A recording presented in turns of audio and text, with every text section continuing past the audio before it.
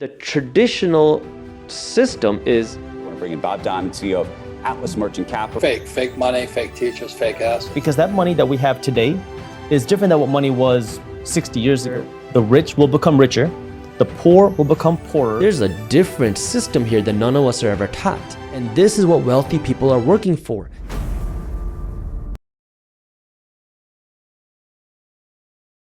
And so what happens is, so you have the government and the Fed. The government spends money. Now, where do they get their money? Well, they get their money from taxpayers, people like you, me, people watching this video, through tax dollars. And now this money enters our economic circulation. Well, what happens now when more dollars enter without actual wealth being created? Because we saw this happen in textbook form in 2020 and 2021, where nothing was being produced except money. Well, when more money gets produced, it effectively reduces the value of each individual dollar. This is what inflation is. The word inflation comes from the word inflate. What are you inflating? The monetary supply. So you're increasing the monetary supply, causing the value of each individual dollar to go down, which effectively causes the price of things to go up. But this is where rich get rich and the poor get poorer, because as the value of the dollars drop, what happens? For regular people, your salary doesn't stretch as far. Your savings don't buy you as much. And so you're effectively becoming poorer each and every day, because for most of us, we're taught to save our money. That's what I was told to do growing up. That traditional Indian house is save, save, save. And so I was told to save my money, and your savings are becoming less valuable each and every day. Well, what wealthy people do is they're not storing cash, they're buying assets. But now, if you want to go out and invest your money, well, asset prices are more difficult to attain. It's harder to buy the same level of stocks. It's harder to buy the same level of real estate, because now the people who own these have already seen that appreciation. And now if you're wealthy and you understand this and you're buying these assets and you've been buying them, now you're seeing the real gains, and you start to see this divide between the rich and the poor. And this is where inflation disproportionately hurts the financially uneducated and the poor, and disproportionately benefits the wealthy, and that's why the middle class gets wiped out. And the crazy thing is, none of us are taught this. The money that we call money today is currency. It's really just pieces of paper. And when you understand that, it's gonna change what you do with the money. And the reason why I'm saying that is because my family's from India, a state in India called Punjab.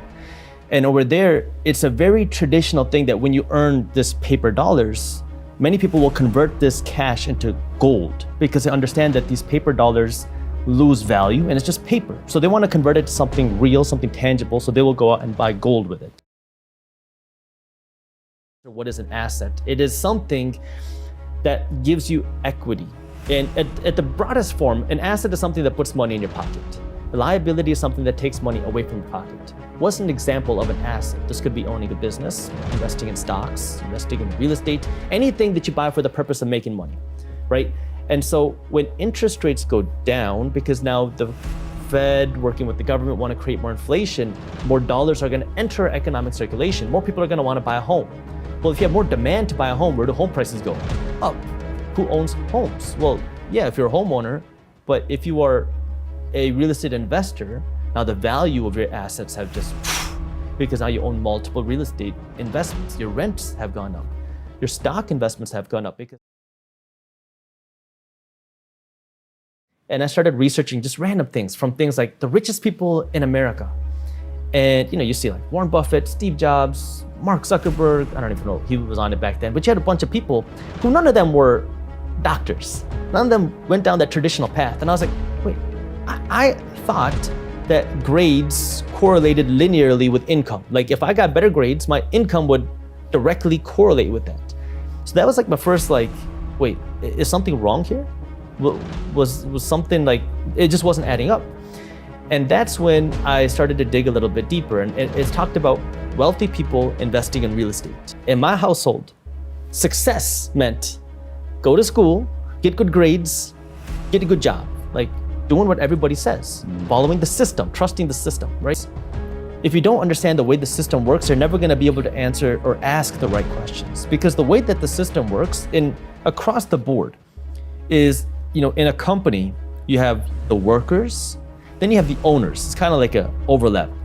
The workers are the ones that are now working every single day. You get your salary. the owners aren't working for a salary. They're working for equity, profits. So they're hoping that now the workers will be able to drive up the profits. So now the valuation of this asset is higher. Now, when you have this sort of inflation, who hurts the most? The workers. Your incomes don't grow to keep up with inflation. However, the asset value, which is now the value of the company, disproportionately gets benefited because now this money gets printed, it gets created out of thin air, it flows into assets. And that makes the valuation of companies, for example, to go up. So the money was printed out of thin air. Somebody has to pay a price for that. The regular person, average people, they have to pay now higher taxes, which is inflation in this case. Yeah. Where does all the money flow? It flows now to the wealthy. One of the first times I was there, I asked the kids, how many of you guys have a job? Most of them raised their hand. Most of them have an income. And they're in high school, right? They're going to school and they're working. And next question is, how many of you have a bank account? Nobody. Not a single person had a bank account. Jesus, man. And so I was like, what do you do with your money? So we get a check, we go to the liquor store, we cash the check. Now the liquor store owner is going to take 1 to 10% of that check. Okay. I like to call it net zero thinking, where if I have cash, I need to spend it. I have $500 in my bank account, I gotta make that zero. If I have $1,000, I gotta spend it. Because we think, oh my God, if I had 10 grand, I would go on this nice vacation. If I had 50 grand, I would buy this car. We think in terms of, it's that consumer mindset of, if I have this money, I need to spend it. But this is where we have to break out of that and understand, what can we do differently? And instead of just spending all of this money, everybody in America should be a business owner. However, not everybody should be in the business of starting a company, and not everybody should be in the business of operating a company. So what does that mean? Well, you can be a worker and an owner, right? This concept of equity, you have to understand this, because wealthy people are working for equity. They're not just working for a salary. And so what you want to do now is you want to understand, okay, I'm working every day to get paid. Now, what are you doing with the salary?